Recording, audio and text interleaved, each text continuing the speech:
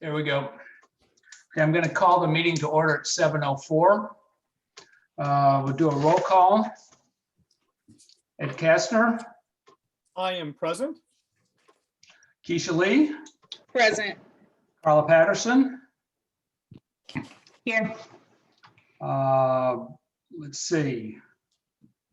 Councilmember Weil, Present. Director Knight, Here. Assistant Director Don LaChance, I'm sorry. Here.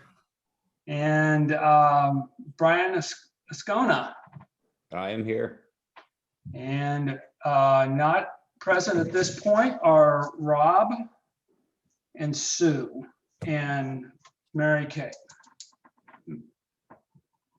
So we have a quorum. And before we get going, I would like to wish Brian a happy anniversary, first anniversary with the Parks Department, and secondly, happy birthday. And we'll make it a trifecta. And it's happy St. Pat's Day with your green shirt. Welcome. Beverly, are there any written communications? There are not. We don't have any written communications. Okay, and are there any citizens that wish to address the commission? I do not see any attendees. Okay, moving along, I think in the packets, the download packet were the minutes from the last meeting. Are there any corrections or anything that needs to be updated on those?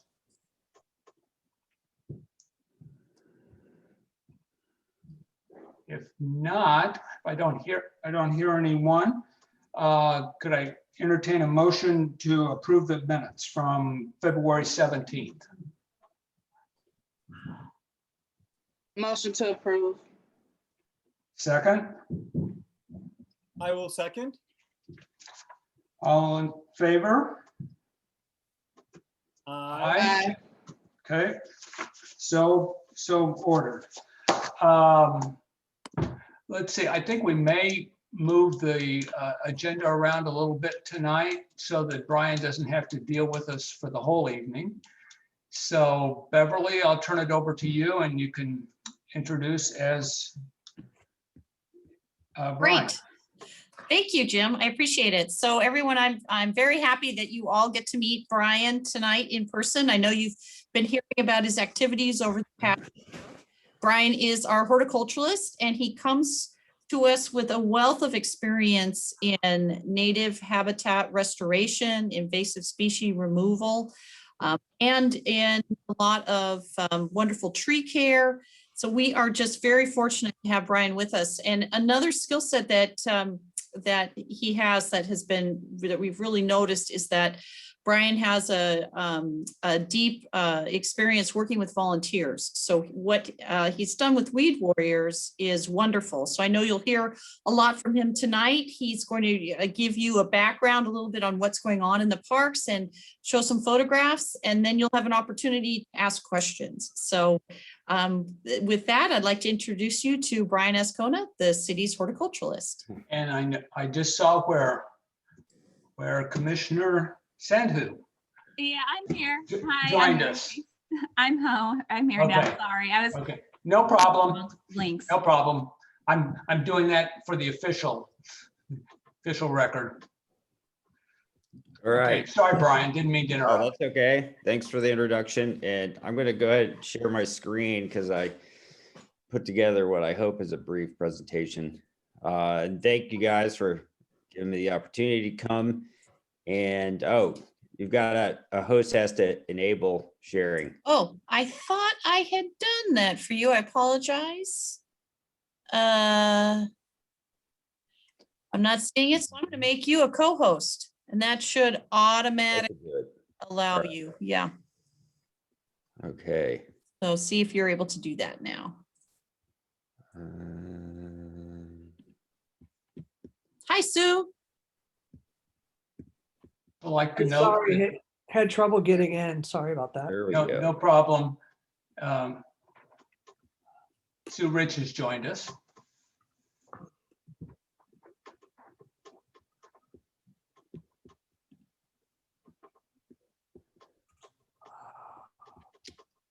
All right, I don't really do, there we go, present. I don't do PowerPoint presentations very often.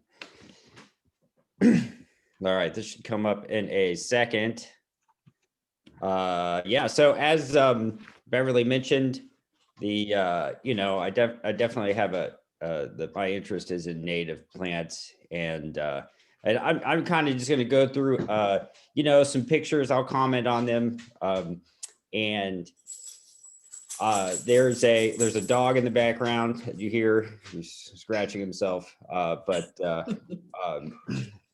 that's the world we're living in now. So yeah, and I've organized, this mainly around projects, but I got some other things. And here, just to the right, you just see those are, the animals that have already native plants provide valuable habitat, and that starts with the small animals that eat their leaves, and that's a swallowtail butterfly larva there, and then some ants that are eating the bullet gall that's on the chestnut oak that I planted. So those are, it doesn't take long for the animals to follow the plants. But before going into plants, I just want to talk about the, social relationships going on between me and the Parks Department, because I feel like it's been a very good fit in terms of being able to build effective work relationships. And so as far as leadership goes, which, primarily Beverly, I feel well adapted to her kind of flexible, open, and ecologically minded style. Sometimes she's even more ecological than me, especially with respect to herbicide. But that's good. I'd much rather have a boss telling me to use less herbicide than one telling me to use more. As far as coworkers go, I work mainly with Merle and Leonard, and they are great. They've been super welcoming, very effective teachers, very kind. It's not like public works department where guys are kind of jerks to each other all the time, which is what I kind of feared coming in. And they know their stuff. Leonard's a brilliant organizer, and Merle is a master with the equipment and machines. And then, I've had the good relationships with Jim and Ed. And that picture on the right was when Jim and I were out there. It was about 0 degrees, and we still want to go out and cut some honeysuckle because we got to test ourselves. Volunteers, and also the relationships. In first, Bev said I had experience, but it actually started off kind of rough. It was like a rogue era of volunteering. And all of it were just messes were being left. And so I kind of soured on it for a bit, but I'll credit Beverly for continuing kind of pushing me to incorporate volunteers. And that's, I feel like, taken off lately in the last few months. I look at it as we kind of have some skilled groups of volunteers with, a pruning team, which is me and a couple of women from Olivet and Bloom, as well as a prairie team with Gerald, who've gone out there and seeded and burned, and then the trail team, and I would consider Ed the trail master. But I've also worked with some young people, Girl Scouts. They're hard little workers, those Girl Scouts. They impress me with their willingness to do the work. And Weed Warriors has been great lately. Sometimes I get a little overwhelmed with how many people there are, but 20, and it's like a family kind of community event, and I think it's more important than just the actual, bushes that get removed. People are having valuable experiences. Could be their first time really working with plants, working to improve the environment, rather than just recycling or something, actually doing something. And so I think, and the fact that that children can do it too, as long as they're accompanied by adults, is a unique opportunity. And just one of the more recent ones, you know, I kind of a project manager wants to get involved, and she's going to help. She wants to do more office type stuff and is going to help me really expand the tree inventory that was built over the last. I'll talk about that later. So this isn't the greatest slide, I realize, but I just wanted to kind of say where I'm getting all the plant material from, because I just want to tell you about that. I like talking about where I get the stuff. You know, Hardkey Nursery right next door, but we also got an account with Forest Keeling, and we get a lot of tree material and woody stuff. We opened an account with Ritter, and that allows us to get things like annuals and for really cheap. So we can do some of the traditional stuff without a great expense. You know, I picked up just some annuals for the containers in front of the community center. And, you know, our order was with all the garden centers, you know, so we're buying this stuff as cheap as you possibly can. And so we can be a little bit more, you know, we can get some flowers. Pure air natives we get seed from, and plugs. That's more the restoration type stuff. And Garden Heights is my old employer, and they got some unique stuff. So got a couple of things from them. Also, that says resourceful growers. This is where we can get free or almost free stuff. Forest Relief, Department of Conservation. We've got seedlings from them. Sometimes I move stuff around. So there were some plants growing just down at the the north parking lot at Warson, and I dig them up and I take them to somewhere where they can be appreciated. And then the driveway nursery is some of the stuff I grew on my own. I'm not planning on doing that this year, but it was grown in my own driveway, and then in the swing set or the swing at the community center. So that was more of a COVID type deal, but still just thinking of resourceful ways to get plants. I want to go through some of the projects that I'm working on and I'm trying to work on. And you know, in horticulture, it's just the traditional beautification stuff it might not be what I get super excited about, but it's important. And it really, you know, it gives people love to see flowers. And so at those spots that get a lot of traffic, like the community center and the containers in front, you know, or like along Old Bonham there, you know, adding some color. And I just did the containers at the community center, and that's kind of a good sort of appetizer for spring. Pansies, that's when spring starts. They can handle the frost, and that's the beginning right there. We've done some pollinator beds. There's the pollinator bed at the pond down at Stacy, that I think is going to be pretty incredible this year. That gets a lot of visitors, both people and you know, bees and butterflies and children, and also the pollinator bed that runs the length of the path at Warson. This I really expect to take off this year too. They were great last year, but this year they should be spectacular. So I encourage everybody to visit those at some point.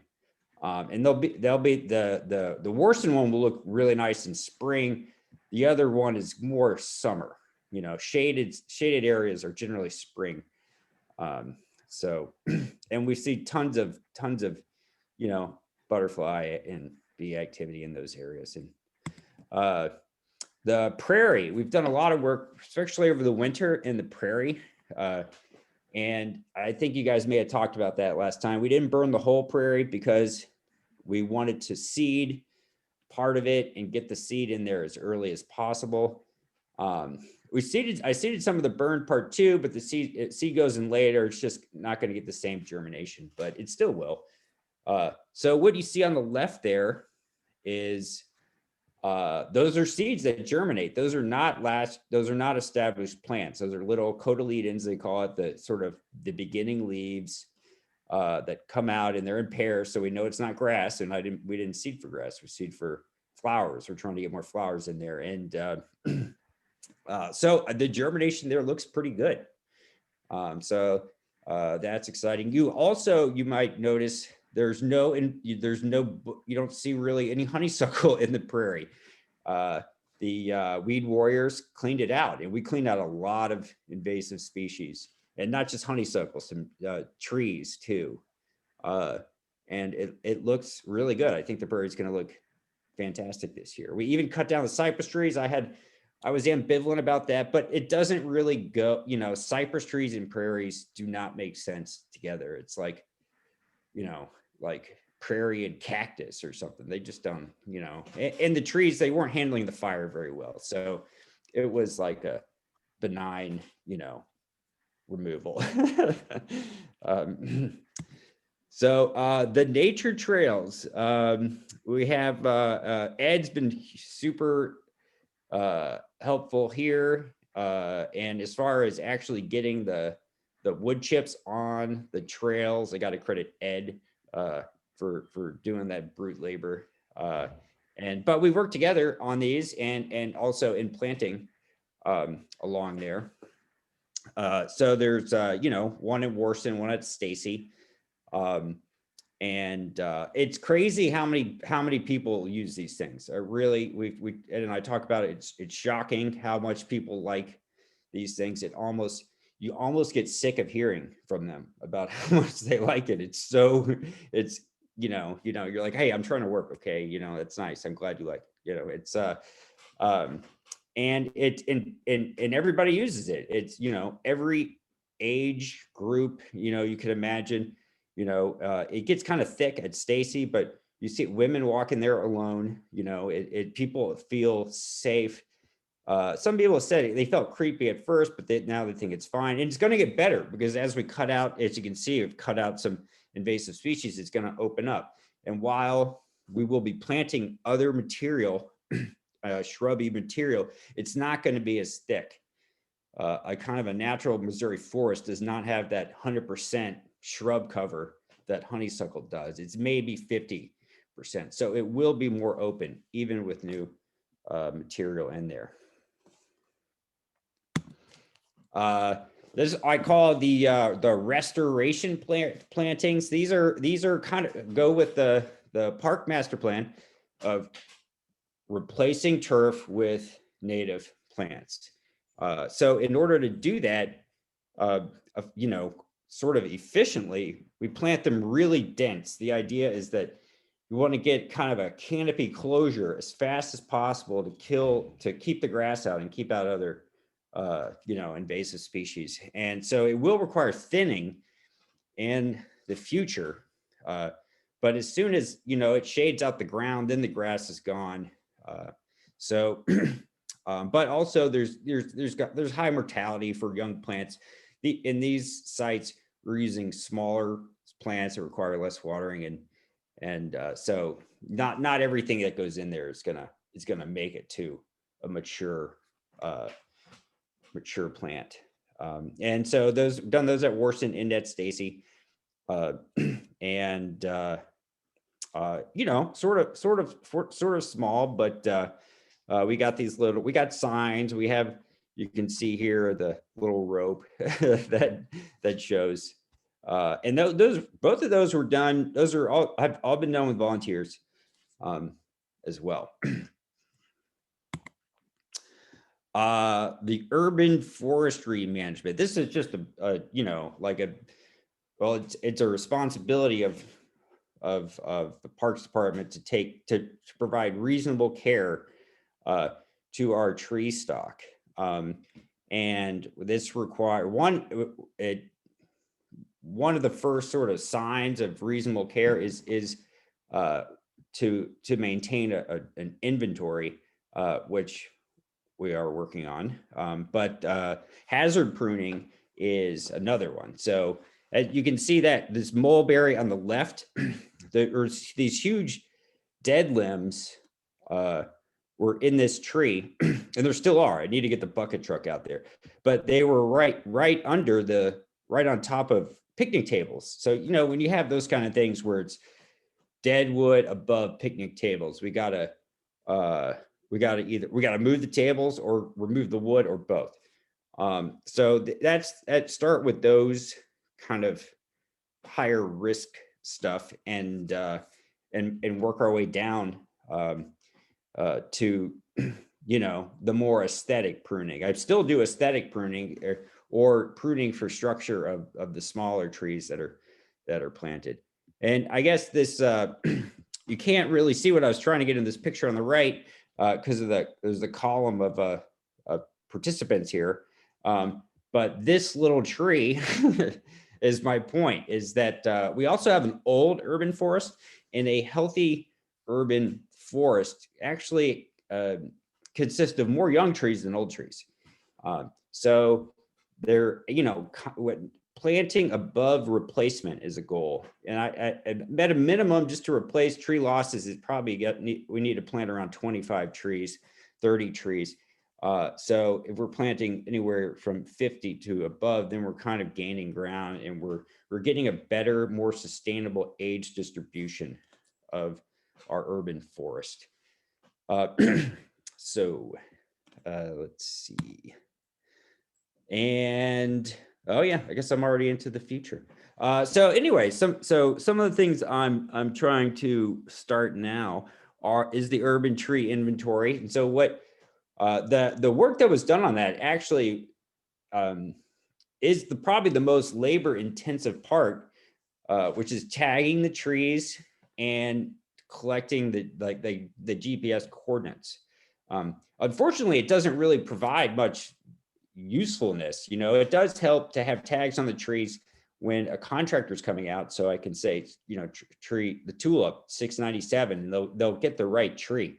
But as far as like managing, I can't look at that and come up with any sort of plan, or so I need to go, and I've started this at Warson, and the plan is to finish this by September, before the leaves fall off, to go and identify the tree species, take general size measurements, probably just by size class, like less than 10 inches, 10 to 20, above 20. And that gives an indication of age. And then some stuff on condition, good condition, fair condition, and risk.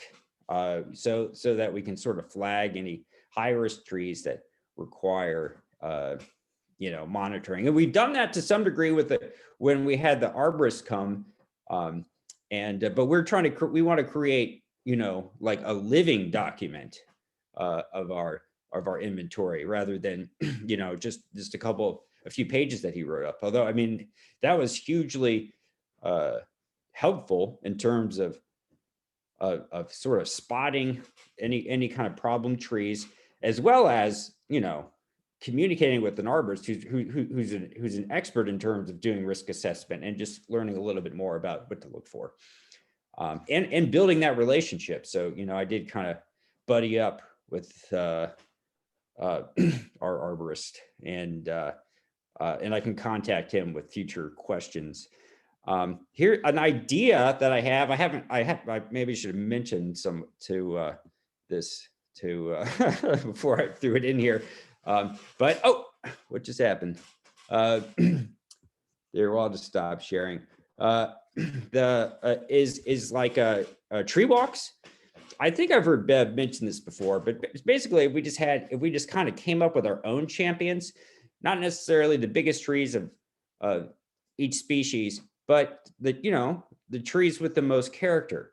And in each park, we identified like 10 of the most interesting trees. And I don't, and maybe it's listed on the website. We could play around with all that, but and then we could kind of organize tree walks where we could talk about what's special about this tree as a species. Like it's a post oak, and that provides the best charcoal for barbecue, and then this post oak is unique because it's whatever. So just to help build better or good relationships between the public, and we have some really awesome trees at all of that, and it's one of the reasons why I was excited to come work here, is because there's some great old ones, and there's some great like kind of middle-aged ones too. It's not all just the trees that were left before the area was developed. There's some that have been planted that are spectacular too. I think the other idea, just, coming up, and I would prefer not to try to create some kind of huge event, but we could maybe kind of an Arbor Day thing. I've ordered trees from the Department of Conservation, particularly pine trees would be really easy to plant, and we could get the Girl Scouts or something, and that's also kind of a awareness, as well as creating a little area that's going to change in the park. So also another thing I guess I didn't put on there, and if anybody wants to help me with this, because I feel kind of out of my league, it is kind of developing better relationships with contractors, or a contract to where we're not going tree by tree, because that is very time consuming for both us and the companies to come out and bid on every single tree, because it generally costs more than 1,500, or if it doesn't, I kind of have to, keep it under 1,500, so it's, and they know that, they don't want to come out if they don't think there's a chance that they're going to get the bid. So if we could, just come up with a better way of getting trees removed, because there are quite a few trees that are either sick or they're ash trees, and they're on their way out. So I think that might be all I have for you guys. Does anybody have any questions? Was I talking really fast? What contact have you had with the landscape architects from the Prop C? Yeah, so I've exchanged several emails with Matt, just kind of sharing observations and reflections. And I have found that he is pretty responsive to my input. So it's been, we walked around, which was important, just to get to know each other. And I didn't really know if, in the beginning, I didn't know if this was going to be a good thing, or not for me. Am I going to be able to get along with this guy? He's going to undo everything I've done. But I feel pretty good about the relationship. It's primarily email, but we've had some lengthy email exchanges where I feel like we've got into some real substance. Yeah, a question for Bev is, how are we, I know that they've done some work on trees in the parks, and they've done some health checks. Did they use our tree inventory, or did they do their own, or what? Oh, no, they used ours, and then we hired the arborist to come in, and Brian worked with the arborist, and they did a report on the trees in each park over a specific circumference. So we have that as a baseline, and that's like a snapshot view. That's kind of what Brian was talking about. As we are able to flesh out our own tree inventory, it becomes a living document. But what we have from the arborist is this snapshot of where we were during the summer, which is really, really beneficial. And the landscape architects used that as they were developing the concept plans for the parks, and where we needed to beef things up or pull things back. So it's very helpful. Just an example I saw where they seem to be using that well is they put a path that was going through, like a few old trees, but those old trees were going to need to be removed anyway, and if they hadn't, then it would, it would sort of been a sad sacrifice. But so they seem to be incorporating that really well, actually. I was kind of surprised how well they used that inventory. Yeah, absolutely. And they were actually very complimentary on Brian and the other parks crew. They really, the landscape architects that we have, we're very fortunate. DTLS is an excellent firm, and they have done a very good job of listening to the parks crew and really incorporating the issues they have and the things they're trying to address and bringing that into the park planning.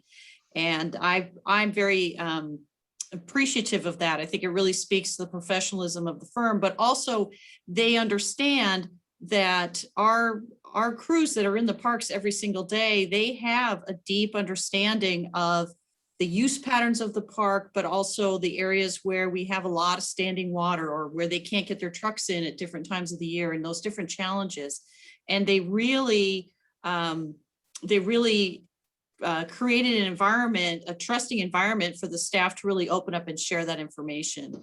And when they came out to visit, I deliberately did not attend those meetings because I really wanted them to hear from the crews that are in the park every single day. So I'm very appreciative to them taking it seriously and really incorporating the suggestions from the staff. Brian, this is Ed here. First of all, congratulations on your 1-year anniversary and your birthday and whatnot. I have one question for you. If, you know, after having been here for a year, if you could name 1 or 2 things that you really think you need to continue with the job you've been doing, the projects that you have in mind. I know if you had like 2 wishes, you don't get 3, all right, because we got a tight budget here, but you got 2 wishes, what would they be? Don, he's taking names. Well, yeah, you know, unfortunately, one of the things I really need is the same thing I needed last year, because the water pump was stolen. The water pump was stolen. That pump was amazing. It was the right pump. We spent a lot of time trying to figure out the That right, doesn't count as a wish because that's happening.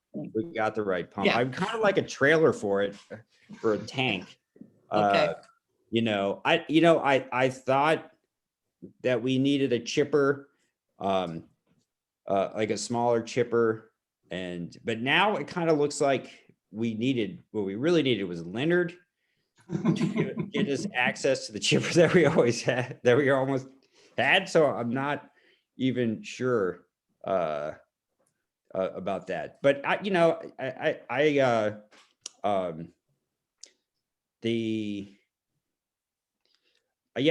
would say, you know, if what we put the tank on the back of the truck that I drive, the green truck, and so we don't have access to the bed, and that truck has the best bed in terms of the hydraulics, and then we put the salt on it the other half of the year. But if we had like a smaller water tank that had its own trailer, I think that would make watering easier. And then if we had one of those quick fills, because I spent a lot of time filling up the tank, you know, and I can go do other things, but you have the clock is okay, 40 minutes. Yeah. Then that would basically solve all the water problems, and then just be, you know, open road. Yeah, we're excited about that because in the new park maintenance building that's coming, in the new maintenance center, there will be a yard hydrant that's a quick fill. So it's going to have a much larger capacity, and we'll be able to fill those tanks much faster. And the other thing that we're doing in the parks, and we would not have done this without all of the planting that Brian did over the last year.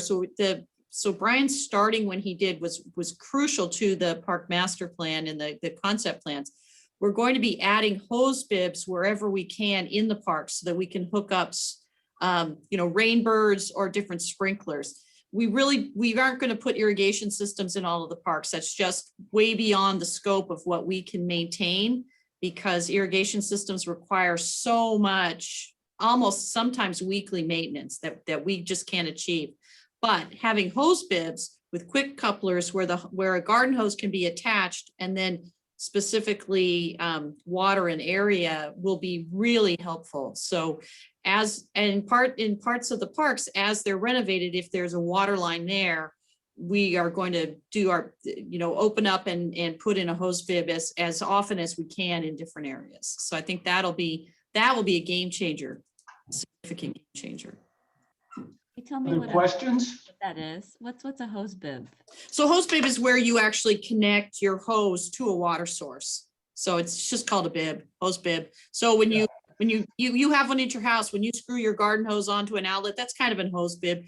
But what we have they're a little bit more advanced, and they sometimes the park systems will even put in a 4-season one where the water is way down low, and they call it a yard hydrant. So the one at the municipal setting is called a yard hydrant. It's not a fire hydrant, but it's one that the water service where it connects in and comes out is much lower. So it takes a little bit longer for that initial flow to start because it's below the frost line. So that allows them to use it all. I've done enough with horses in the past. I think I know what you're talking about.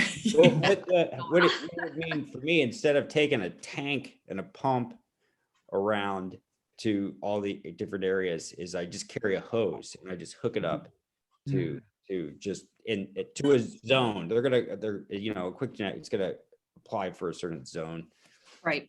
So it won't eliminate the need for the tank, but it'll decrease the number of times it's needed. So you see them a lot in like Tower Grove Park has them. If you walk around there in the summertime, you'll see them in different places. They just open up a cap on the ground and suddenly there's a hose connection underneath. Now I know. I've seen Yeah. those. I know what you're Yeah. talking about. And I think Forest Park Forever has, Yeah, they have some. Yeah, they got it. but I don't see them as frequently as I see them at Tower Grove Park. I really see them a lot. And then Go- I have one and go- more question. What was you gonna say, Jim? No, go ahead. The trees, you said you're gonna plant some pines. I really like the shortleaf pines. I know they're native. I don't know if that would be a possibility. Yeah, that's what I ordered. I ordered 75. Oh, short. good. They're my favorite. I'm excited for that. Oh, Well, I good. love- Yeah, I love I planted 3 of them in Warson, and one of them got mowed, and then the other one got destroyed by a deer.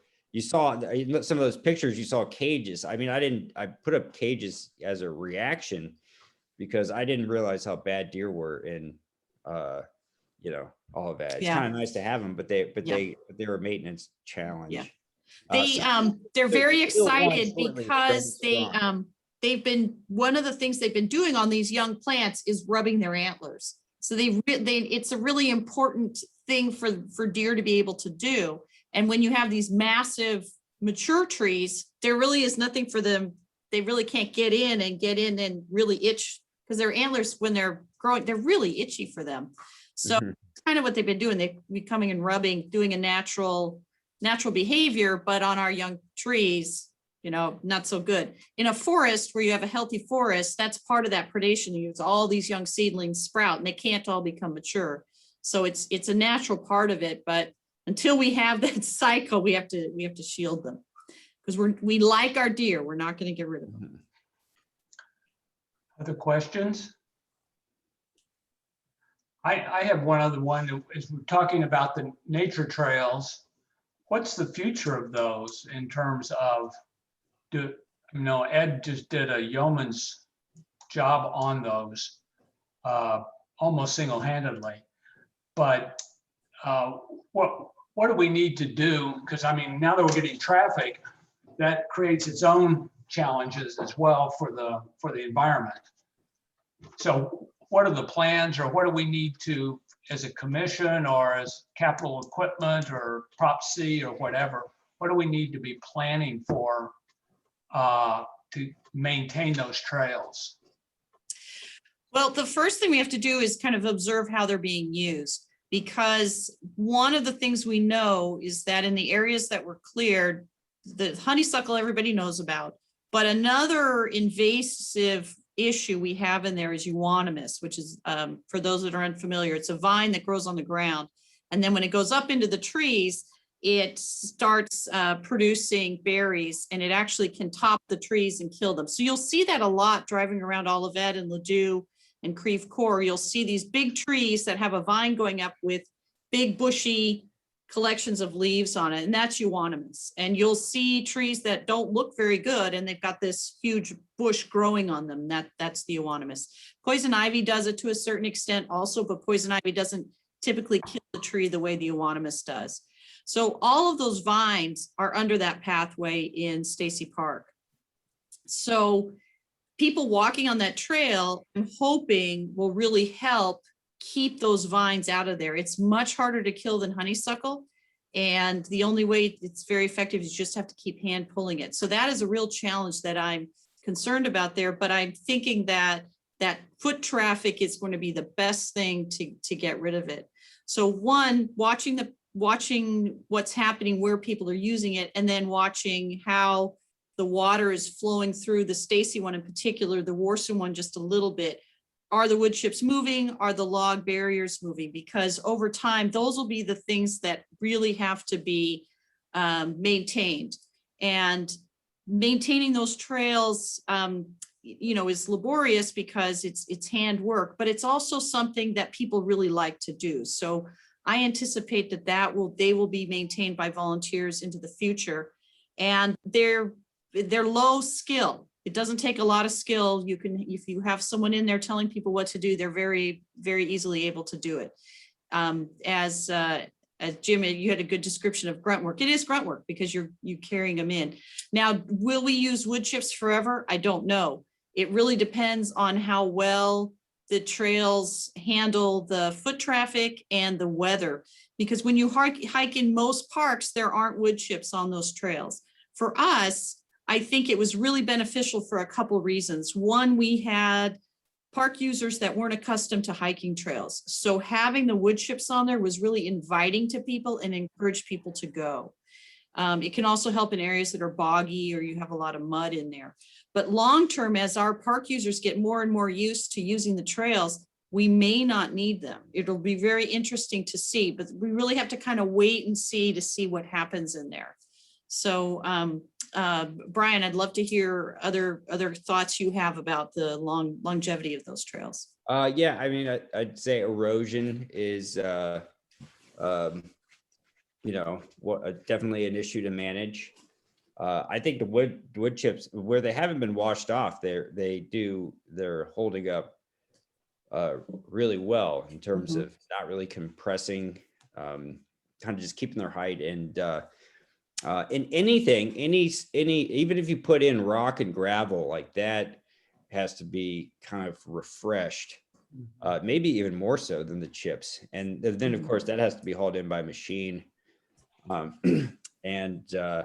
So I think replenishing wood chips will, like you said, Bev, maybe not have to be done like on an annual basis, especially as people just know the trails are there.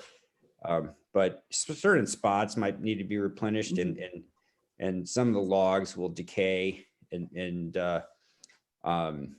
there's always little improvements that can be made structurally. There are volunteers who specifically want to work on trails, and it's a different kind of, you feel like you're, kind of out in the wilderness, doing something. So I've started killing the euonymus in terms of the vines growing up the trees and sawing through those and treating them. But so that at least stops reproduction. And then just more clearing and planting. I think those are the big things. Yeah, is there any protection we need to do of the trees that are there as we get more traffic through there? Is that going to adversely affect some of the? Well, I mean, the threat might want to worry about is compaction, but that's actually completely alleviated by the wood chips. Okay. There is one tree, that I can see people are like picking the bark on it. That's just the kind of stuff people do. I know when I was a kid, I loved to peel bark off the trees, we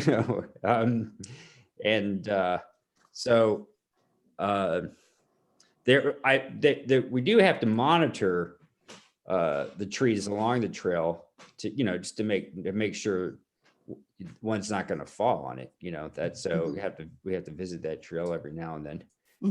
And I walk them regularly, almost After going through it with the arborist, we actually relocated.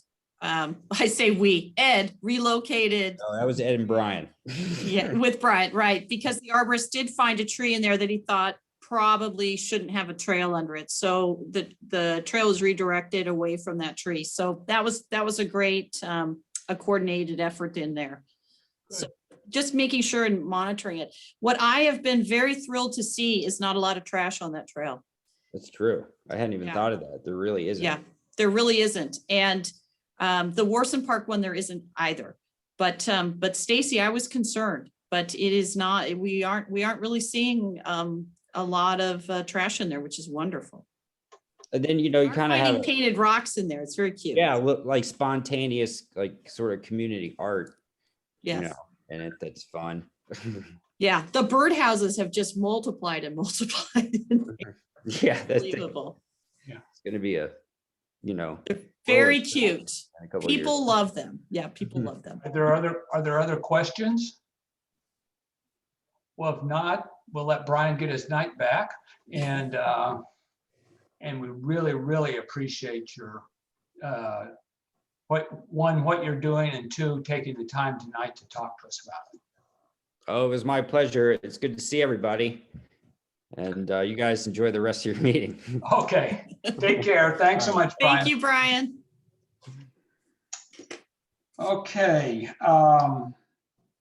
the next item on the agenda is the director's report. Great. I will share my screen. I put the director's report up late today. I'm just texting Brian saying that was terrific. Let me share my screen. There we go. Okay.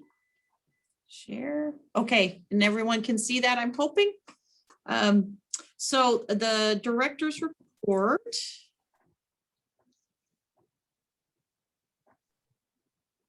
Here it comes. Oh, well, that's no good. I apologize for the sideways picture there. That's fine. Okay, so I'm gonna turn it over to Dawn's going to give the report on the first couple items here. All right.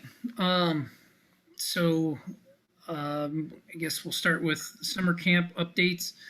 Well, let's go even earlier than summer camp, and I don't know if this is later in the report, but we've got a spring break camp that's in the building next week. It's Oh My Gosh Josh and Circus Kaput, and we have 27 of 37 or 35 slots filled, so there's only 8 slots left in that, and we'll get going. We'll get tested for camp real quick starting next week. But Camp O, we've got a registration open. We have a total of 86 kids signed up right now. So, and that's spread out across the 7 weeks. So if if you're a math person, it's about 12 per week, but it's not really even that. It's we've got 24 in the first week, 24 out of 40 that's already signed up for the first week. So then vacations start getting planned because now you can travel and take vacations. So we hope to have every session filled with 40 kids, and 40 is our limit with current St. Louis County guidelines and camp standards that has been put forth from the county. So we hope that will increase as we get closer to the start of camp, but not knowing anything for sure. We know that we can start with 40, and we did it last year. Kept everybody safe. Knock on wood. Nobody had COVID, or nobody contracted it, and nobody brought it in. So hoping for another safe summer with Campo. Moving on to baseball. The baseball program was kind of modeled after the soccer program that we scrambled to put together last year. I wouldn't say scrambled, but kind of plotted out to do, instead of an actual league, we'll do a clinic. And just like soccer, we'll do that with baseball as well. We've partnered with 314 Training Academy, which is in Brentwood, and they're going to come out for 3 weeks of outdoor instruction, and 3 weeks they will go indoor to their facility at right there at Brentwood. just down the street from the YMCA. So the nice and the great thing for that is we should never have a rainout. So we might be, sending out an email earlier that day saying, "Hey, fields are wet. Everybody go to the indoor place." But 314 Training Academy is ready for that. They've offered it up so that they can do certain things in their indoor facility that they wouldn't be able to work on outside. One of the things being batting. They have multiple batting cages in their facility, and they have multiple coaches that can take them through. Whereas whenever they're doing fielding at the field, they're all split across into their pods, and they can't really, get any batting work in. So they've got a great program lined up, and we should have that. That be another success. Right now, there's currently 31 players signed up for that. So, Thank you, Don. Okay. Very, very briefly, we have some other contract camps that are also under registration, some sports camps with Challenger and Sporting STL for soccer and Balls and Strikes for baseball. And those will be at Warson and Stacy Parks. And then we're also in development. Just Stacy, not Warson, just Oh, Stacy. on the Construction. webs. Okay, check Perfect Mind because it's got both locations in there. Okay. So one thing that's in development that we hope to do this summer, if everything comes together, is a city camp. And this is not being advertised yet. We're still working out the details, but I wanted to just give you a little heads up. And this would be co-hosted with the police department and involving other city departments. And if we're able to host it this year, it would be the first week of August. Working title would be City Pups. So kids would be able to learn about policing and learn how to do fingerprinting and perhaps have a visit from the drug sniffing dogs from the airport and learn all of the aspects of policing. Then we also hope to include other departments, Public Works and the fire department, and then the parks crew, and even volunteering in the parks with Brian and doing some plantings. But that is still in development. We're still working out the details. The police department had the idea, and we really want to support them and make it happen. It's, a slightly different calendar setup. Normally we start working on summer camps in the fall and the winter. So that's why I just want to make sure before we start advertising, we push it out that we know we're able to get everything together. But I'm very excited about that. I think that's a wonderful opportunity there. And then playground operations. So as we're coming into the season where we start reopening all the restrooms. So as you all probably remember, the drinking fountains and restrooms are all brought back to life by April 15th. That's what we do every year. So now we're looking at the playground sanitizing, and with we still don't have updated guidelines from the county, but what we are going to do is we're submitting next week a proposal to only sanitize the playgrounds once a month instead of once a week. Several reasons for this. One, we're very fortunate that we had volunteers last year that helped us out, but it is a time-consuming process. And really now with people wearing masks and with the vaccinations going, with the ability to people to wash their hands, we aren't hearing as much from the CDC about that surface contact. So we're going to submit that to the county. If they approve it, that will be our protocol, and we'll put out new signs to inform park users about that. If the county rejects that, our fallback position will go back to the once a week again. But I'm really hoping that they'll allow the once a month. As park commissioners, how do you all feel about that? Do you feel that that's a reasonable protocol? Yeah, the one thing I would say is on the drinking fountains, those are in public places. I think they're still off, and I think that's a CDC. Yes. So we probably don't want to turn those back on, but as far Right, as- we're not going to necessarily turn them on, but we still have to check the lines and make sure that they're operational so that when we get the green light, they can come back on. Yeah. But you're absolutely right. The one in the community center is still closed down.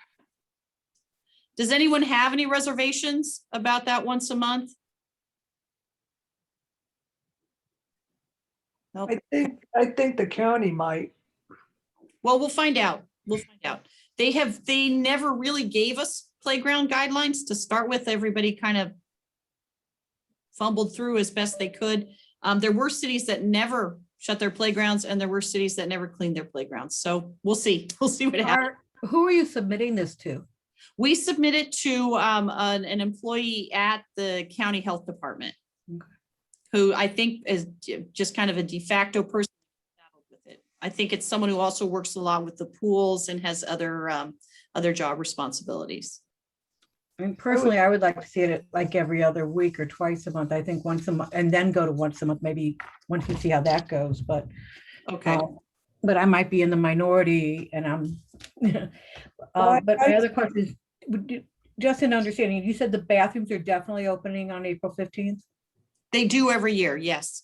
Okay, so even with the pandemic, you're moving forward. Yes. Well, they were open last summer as well. Okay, great. Yeah. And then we clean those daily.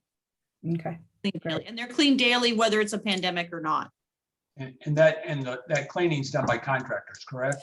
On the weekends, it's done by contractors. Okay. It's done by the park staff. Yeah, one of the things, I looked at the CDC requirements for playgrounds a couple of weeks ago, and they are basically not requiring anything at this point. The contact stuff has kind of gone away, but nonetheless, we want to be more conservative than. Mhm. We do, because it's also the public comfort level as well. Sure. But there are states that never sanitize their playgrounds and put up signs and said, these are not cleaned, wash your hands. So everyone kind of has a different interpretation. And for us, if the exposure is low, then I would prefer that we use the staff in other areas. But we'll absolutely follow what the county wants us to do. Beverly, Yes. so there's running water in proximity to every playground. Is that correct? Correct. Yes. There's no playground that doesn't have access to water once we open those bathrooms. Correct. They all have yes. In the wintertime, from November to April, only Stacy Park has a functional restroom. But from April through November, all the parks have restrooms that are in close proximity to the playgrounds. That would be my only concern. Is that if you don't clean them or you don't clean them very often, that we have at least one running water available in the area. Yes. And at Warson, but they have access to restrooms as long as the community center's open? That's correct. That's correct. Okay. But Warson is also the hidden playground. So the only people we typically see there, they're either live in the neighborhood or they are here because they have a sibling playing a sport. Other than that, we really don't see a lot of activity on that playground. It's not really a destination. Mm-hmm. In fact, that's one of the first things you hear people say when they go to the restroom and they'll be walking down the corridor and they'll say, "Oh, I didn't know there was a playground here." So I wish we had a public restroom at Warson. We don't, but the vision plan does include one in the future. Mm-hmm. Hey, Beverly, what is the practical possibility of having hand sanitizer dispensers right there at the playground? One, I don't know if you can do that or not because of wildlife, but that's not a practical thing, correct? No, not practical at all. Okay. Cost for that is incredibly prohibitive, and we would be constantly replacing them. They would be damaged probably the first week we had them out there. Okay. Yeah. Or taken away. Yes, or taken away, exactly. So moving on to building rental operations. So we are open for business at the community center. The community rooms at the city center are still closed for rentals, and we are not putting any programs there. But we are resuming hourly rentals, private rentals at the community center. We're doing it in a kind of a phased basis. We're still on there's still a restriction on capacity. The county did release more recent updates for this, which was helpful. No, I apologize, I take that back. They did not release it for this. But right now, we're only offering community center from 8 to 5, Monday through Friday, but we are working with our part-time staff, and the staff is also creating new cleaning, sanitizing protocols, but we're still not doing shared spaces. So like, for example, rooms 1, 4, and 5 have St. Elizabeth in there. They will not have any other use when St. Elizabeth goes home for the day. So St. Elizabeth is typically out between 5 and 6 o'clock. Those rooms will not have anyone go in there after that. We really are working with them to keep those spaces just for their use. Their clients are just too sensitive, too fragile to have lots of kids and adults going in there after they've sanitized them for the day. Then room 7, we're currently using for teaching. Our instructors are coming. That's our classroom we've set up with this AV sound system for Zoom classes. So we're not going to rent that room out. So it leaves just the gym, rooms 2 and 3, and the lobby. So those are the areas that we'll really be doing rentals in. And then we have resumed the trustee in-person meetings. We have one group coming through, I think actually next week, either next week or the week after. They're going to use the lobby because they can really space out in the lobby. And those are, of course, free rentals, but at least it's the public coming into the building. We have noticed more people coming to the front desk and actually booking their pavilions or asking questions. So we do see more people coming into the building now. Then during summer camp, during the 8 weeks of summer camp, we really don't want to have any rentals going on at the same time either. Same thing, keeping those spaces clean and sanitized and not sharing them. When they're set up for camp, I don't want to have to dismantle everything to allow someone to have a weekend rental and then have to put it back in. It's just too much of an issue. So during that time, we won't do outside rentals. If we have any in-person classes resumed during that time, we may consider that maybe, but we still haven't made a definitive answer on that. And we still don't have any instructors that really are excited about coming back to teach in person.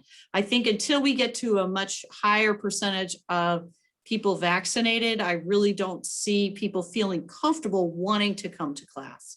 So we're still taking it slow. We're still moving forward. As Dawn has a great expression that we need to be poised to spring into action when people feel that comfort level and when the guidelines release. You know, we have to do all of our groundwork now so that we're ready to really launch and get out there when we can do it. Moving into special events, same thing. You know, I don't feel comfortable at all having any special events right now. The county has updated their special event guidelines. We really want them to update camp guidelines and pavilions and playgrounds, but they just aren't giving us that. But they did give us special events. So they have a long checklist of 23 points, and you have to submit a plan to them answering all of those. Some of them are actually quite involved. So we will be reviewing those and coming up with you know, some examples of events we might be able to do and meet their criteria. One thing we're bumping up against is that we paid for a band for the city's 90th anniversary, and we were able to roll it over. We've rolled it over twice now since the pandemic, and they're really pressuring us that we're going to lose our money if we don't use it by the end of July. And I'm not sure how I feel about having a concert in July. So we're going to push back and see if we can get them to extend it further. I would feel comfortable right now. I feel comfortable planning something maybe in September, but I really wanted to find out from all of you, how do you feel about that? How would you feel if there were an activity where we had social distancing, either a circle you sat in or some other way to have separation? How would you all feel about that? What are your thoughts? Beverly, are you thinking indoor or outdoor? Outdoor, absolutely outdoor. So considering, I would follow maybe the lead of something like the Muni that are planning on opening up with some, with shows in early July. I wouldn't be uncomfortable doing something outside as long as it was spread out. Okay. I wouldn't either. I mean, as long as it's outside, people can, separate. I think that by the end of July, unless we see some tremendous spikes, before that, we should be okay. Yeah. Okay. Well, that's great. That's great to hear. The Muni sounds easy with those because they've got those seats. I think, Well, yeah. but considering that they've got seats and the seats are relatively together. True. If they're following the CDC guidelines for outdoor activity. I mean, Yeah. look at the stadium, right? They're gonna have 14,000 people in a stadium starting, in 2 weeks?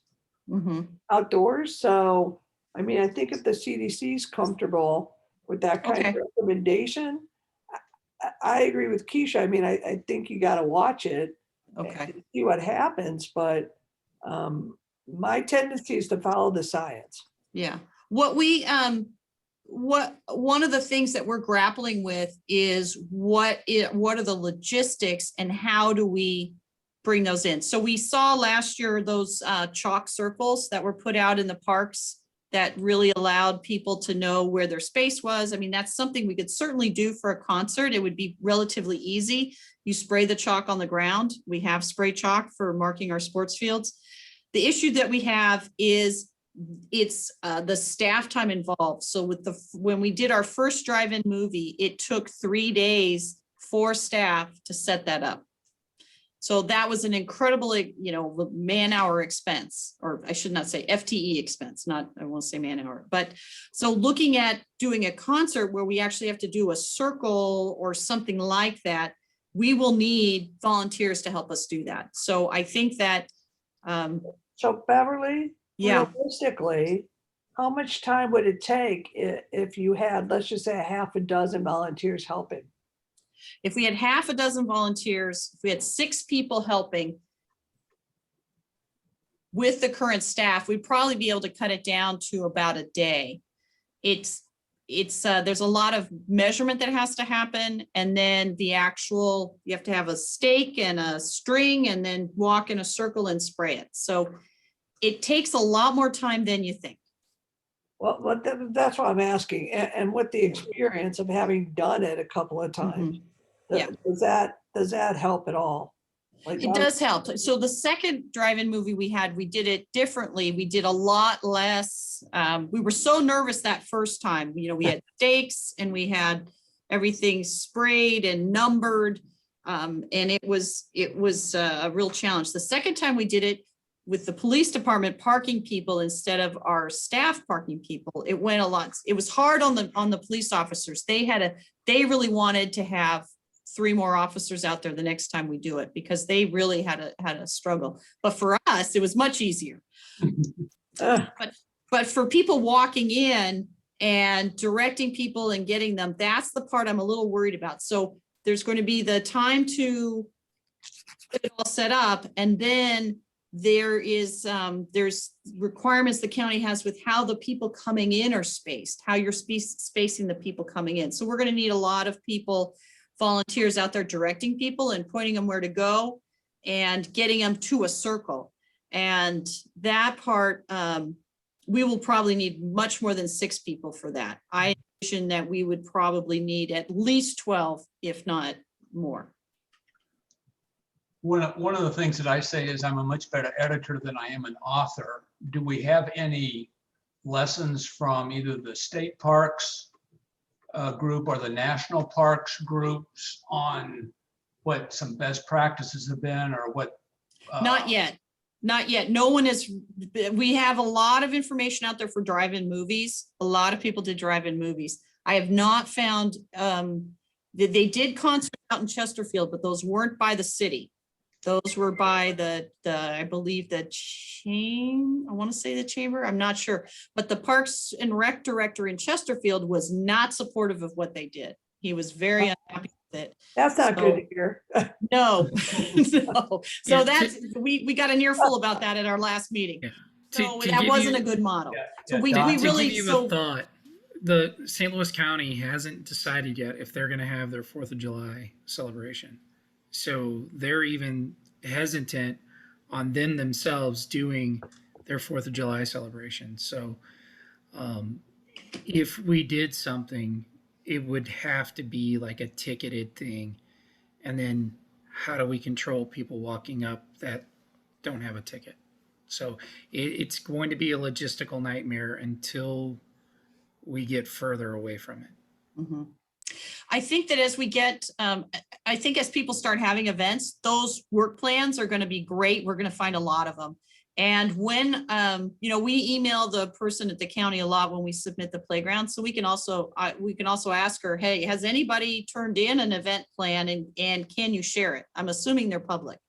So that would really help us. I think we'll be able to get advance information. The other thing I'm thinking about, July is just miserable. It's really hot at night out there. So that's another reason I really wanted September. It's a much more pleasant experience for people out there. I think May this year would be just too soon.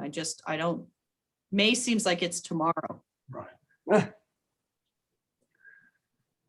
Other things on your? I would say too, though, they did have Steve Shankman on the news, I think it was last night, talking about how people are yearning for live music.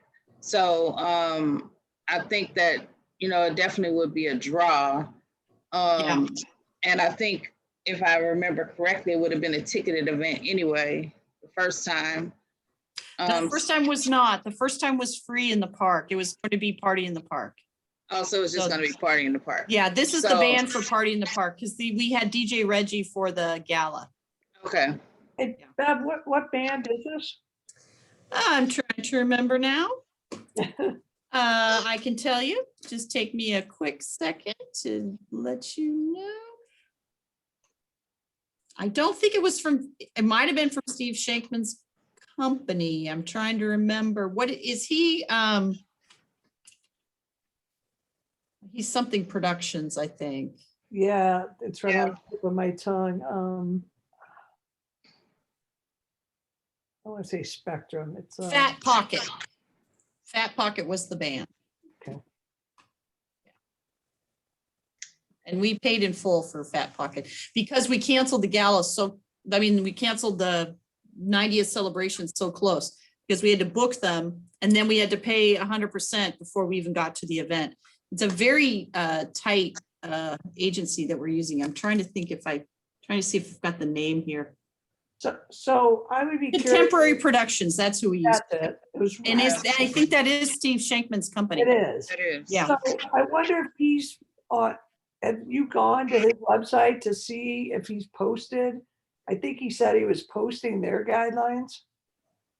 His guidelines, it doesn't matter. We have to follow what the county says. Well, yeah, but I'm saying, I think they have come up with something that the state and the county have approved. Mhm. So I thought he said he was posting that.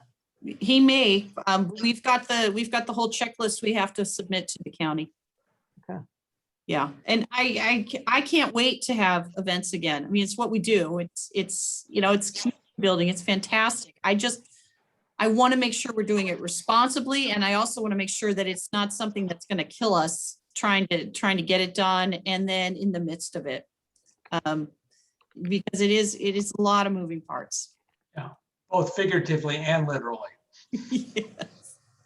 So, but I really appreciate everybody having this discussion. It's really helpful to us.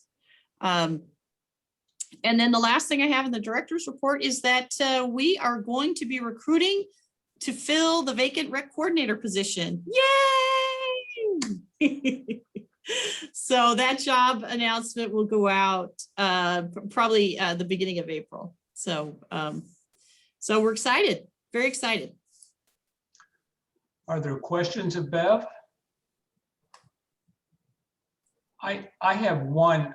The pavilion rentals, are those occurring? Yes. Yes. Okay. They, the park, the Villa and Irvine don't recommence until April 15th when the restrooms are open, but Mm. it's getting a lot of use. And then we're still allowing DJ Reggie to bring his class back in there. So he's been back in a couple times. So that's great. Okay, and I'm sorry, I said one, but I lied. What, with these reduced levels of participation that we can do, are we still, are we breaking even On what? on payment for these camps and all that? Do we pay a percentage of the take, or how does that work? Well, so any program we do that's a contract, the contract is built into the cost of the program. And so a program doesn't run unless it is recouping back its cost. Okay, That's the beauty of contract programs. Programs that aren't contract, the ones that we run ourselves, we're not on a full cost recovery requirement with the city council, and those are subsidized and are always subsidized. So summer camps does not recoup back its full cost. other Although questions? it's significantly improved cost recovery because we're not doing trips right now. So without the trips, we do much better. There's much better cost recovery on those. Okay, Maxine.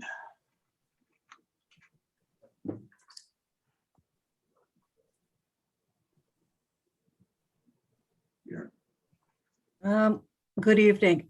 Long day on Zoom. I'm sure that many of you can say the same thing. So since our last meeting, one of the things we've spent time talking about at both our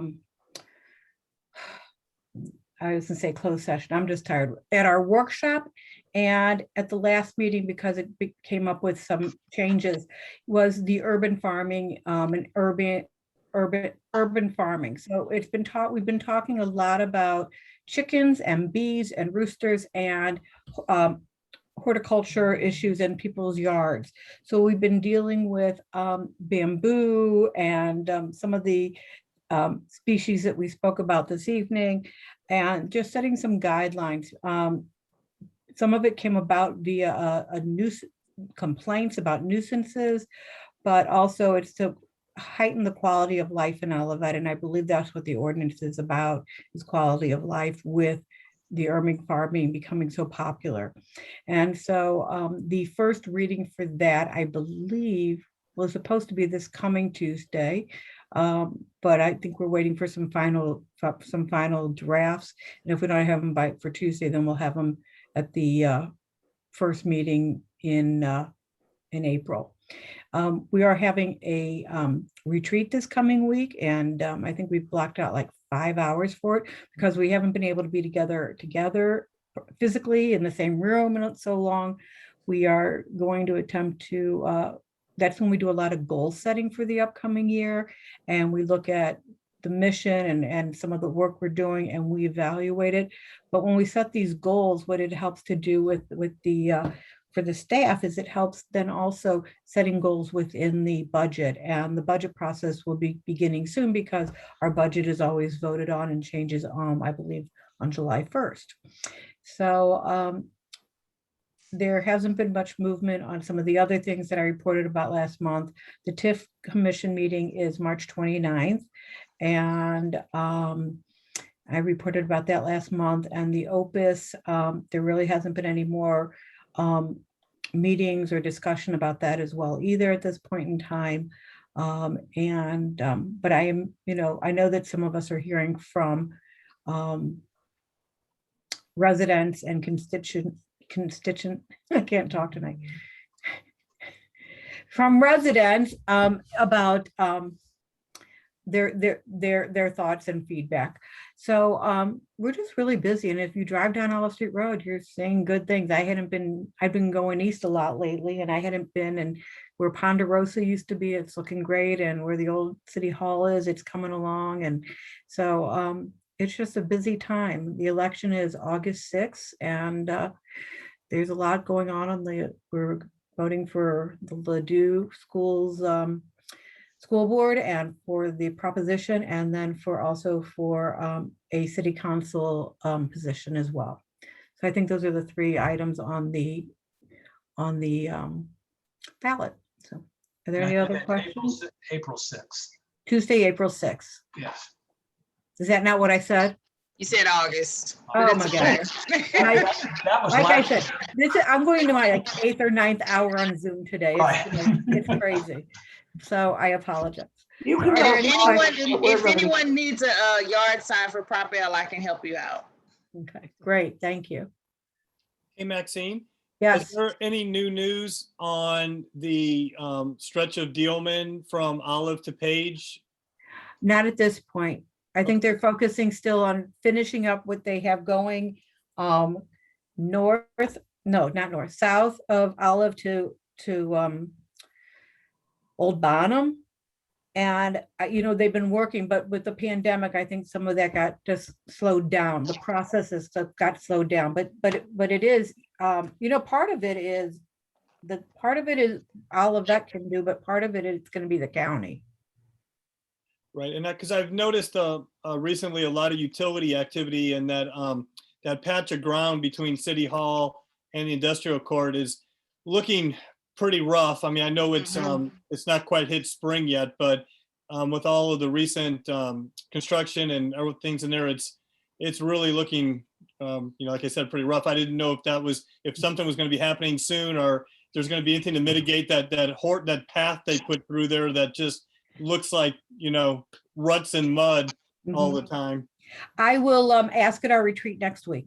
I'll look into that for you. Thank you. And also, Maxine, is there anything, are they gonna start doing some patchwork with all these potholes? I mean, there's some really big ones, especially on Dealman, as you enter into the city coming from Page. When you're at the city coming from Page, if you're not into Olivet, that's the county. That's not Olivet. No, you're in Olivet, It's across the train tracks. across the think- train tracks. There's a Okay, so huge one. let me check about that, but I think part of that road is still the county, even though it's on Olivet property, just like Olive Street Road is county. So Yeah. let me check on that and get back to both of you. So that's Okay. Ed and Keisha. Yeah. Okay.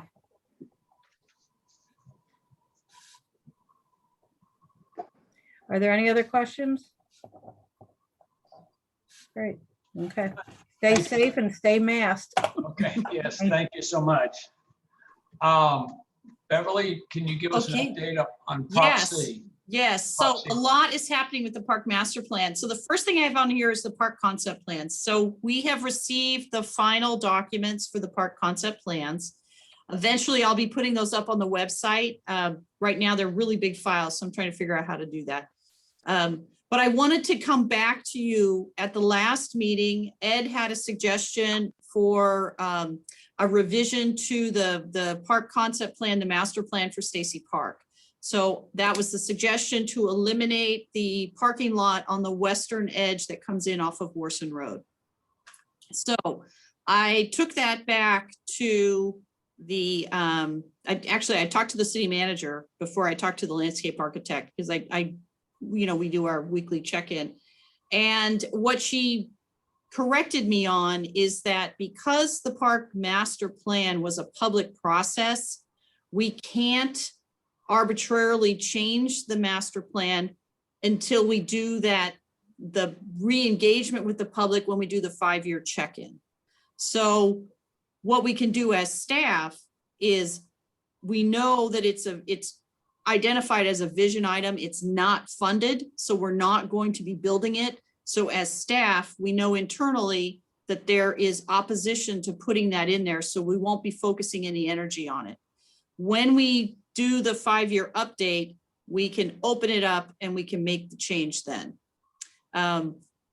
Otherwise, we negate the master plan being a public process. So When is that 5 years? well, we adopted the plan in 2018.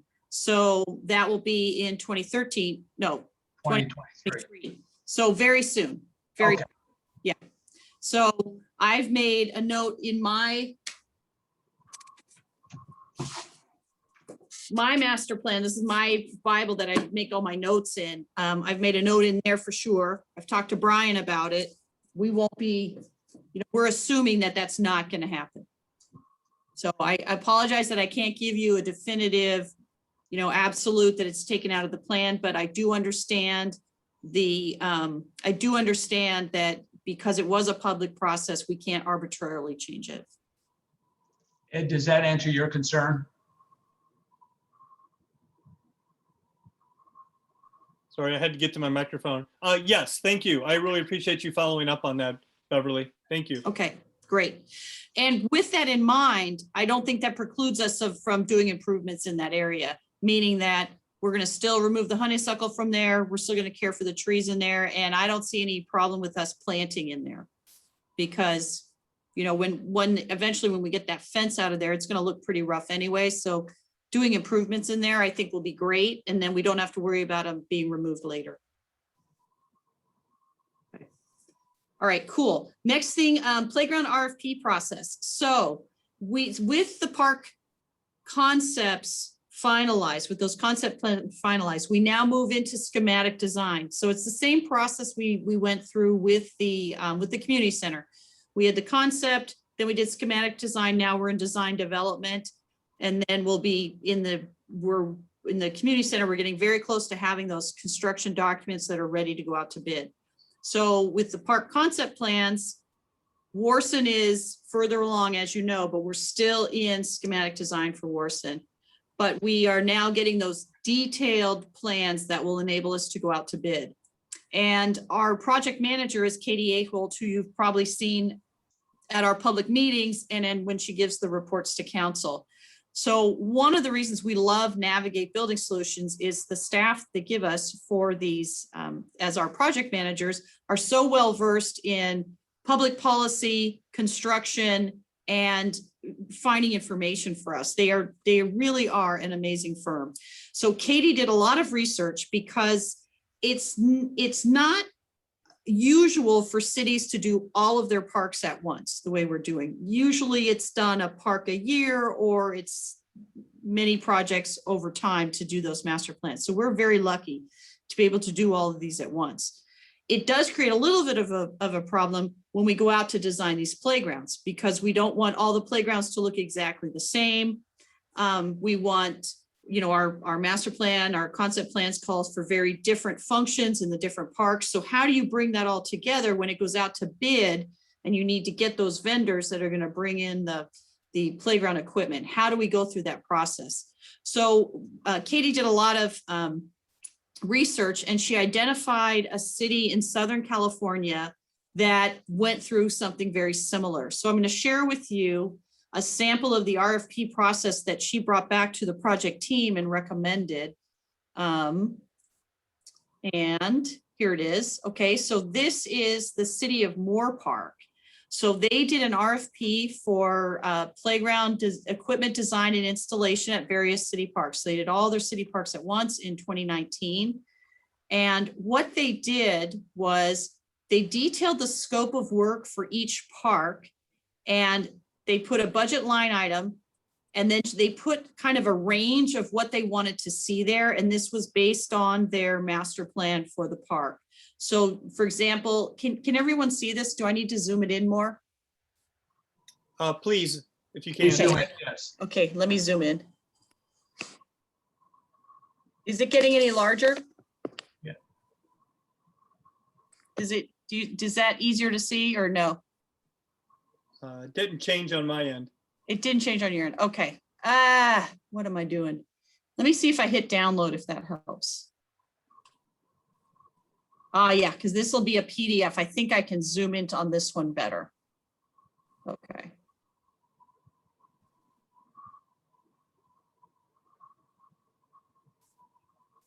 There we go. Okay, this is much better. Okay, so here's where they did their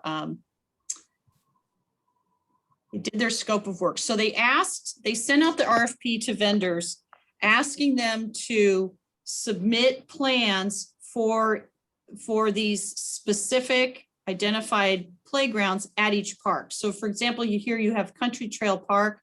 They have a budget of $130,000. for the equipment, they wanted a play structure and amenities for ages 2 to 5. They also wanted one for 5 to 12. They wanted a swing structure with a tandem swing in there. And then they wanted up to 2 play amenities, sand area, and any surfacing that would go along with that, either 5-bar or port in place. They aren't saying exactly what they want. They are telling the vendors, give us what you would put in here for this amount of money. Then they have location 2. You see it's the same amount of money. They have similar play structures and ages, and same swings.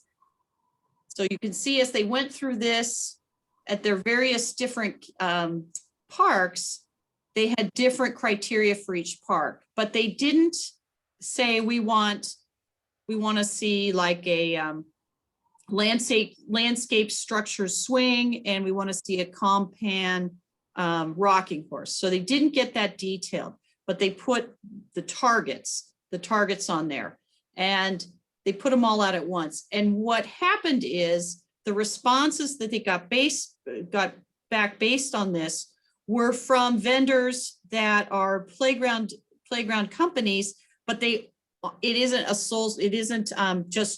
the manufacturer. It's more of like the clearinghouse. So for example, there are businesses in town that represent 6 different playground manufacturers, and then they do the designs. So they were able to contract with a company that repped several different playground structures playground manufacturers, and come up with the best design for the money. The other thing that happens with this is you get a master plan of the individual playground, which means that they may give you a playground that has components from maybe 4 different vendors that you wouldn't necessarily find on your own. And then maybe with that $130,000, we were able to put in maybe 60% of that master plan, but then it allows you to then budget out in future years that you can keep adding to that playground design. So what tends to happen in a situation like this is oftentimes you get a better design, and then it's more robust, and it's sort of, you can add on. So I really like this concept, and the rest of the team really liked it. So we told Katie we'd like to move ahead with this process. And I also let her know that the Parks Commission was very interested in seeing these RFPs when they went out. So I'm excited by this. I think it's an innovative way to do it, and I think we may get a much better response. And the other thing is the timing of this. We're going to release this during the actual master planning stage of it. We're not going to wait for construction. It's going to be integral to as they do the detailed design of the park. So that will inform how some of the spaces are used ahead of time. That'll help us understand the infrastructure a little better and what are the requirements. So I think that's a really good fit for us, that process. So does anyone have any questions about how that works? Will you be sending that out within the next month? I'm not I have to look at my timeline to I don't want to say yes or no. I have my big timeline here, but I'm not sure I have that the RFP has been updated in the version I have. I noticed that you mentioned that you would send it to the Parks Commission. So I would assume as that becomes available, it will be sent to us by email. Yeah, it'll send either by email, or if depending on what the feedback is, maybe we do a special meeting on it, depending on where it falls in the timeline. Yeah, but I just want to make sure all of you are aware of what we're doing and how that process is working. And then we have vendors identified that we're going to send the RFP to, but we're also going to post it on the city's website. And then when it goes out on the website, it's picked up by I can't remember what the name of there's companies that go out and search the bids, and then they send them out to their subscribers. So that really helps us push out the information. It used to be we had to buy ads, And now with the internet, this advancement of people putting their bids online, we get a broader audience without having to do paid ads, which is really nice. A timeline update, everything is moving along. Right now, internally, we're working on a timeline for the department operations. So we have our construction timelines. We are, everything is going to plan time-wise. We are still targeting being out of the Parks House by July 1 with demolition slated for August 1 or groundbreaking. Then the actual ceremonial groundbreaking will be in September.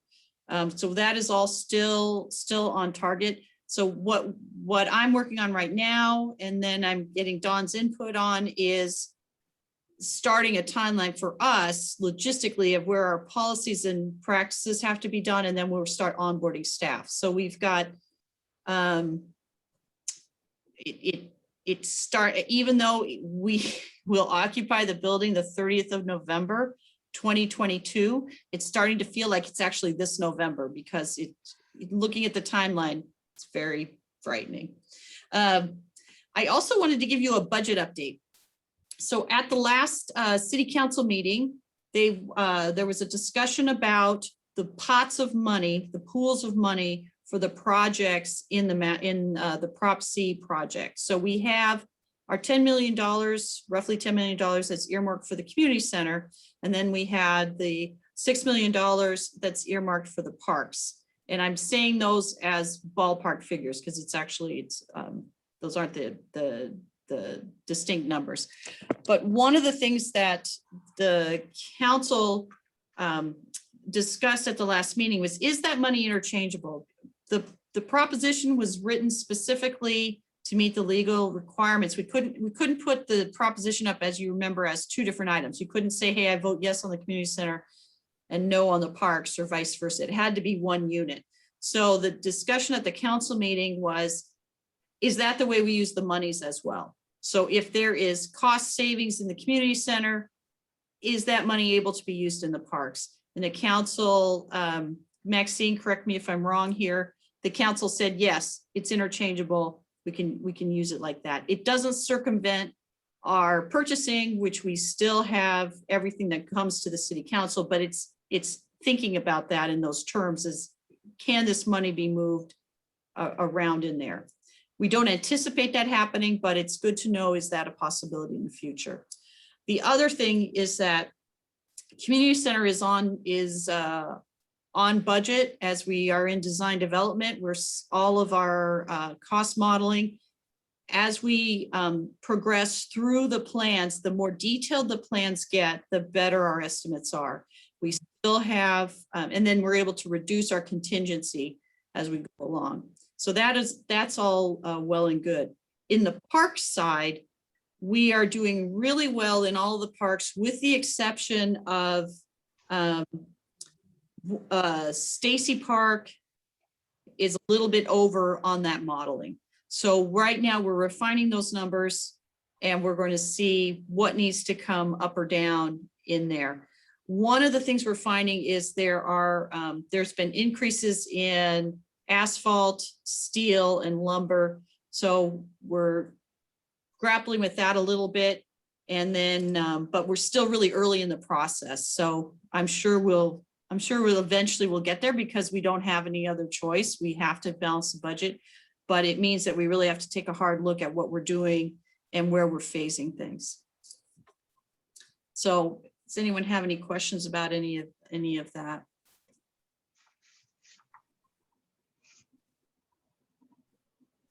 Okay, Katie gives periodic updates to the city council.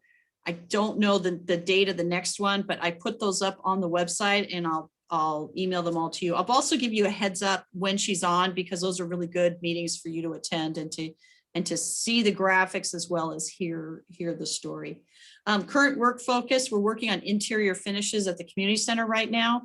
And that is, some people love it and some people hate it.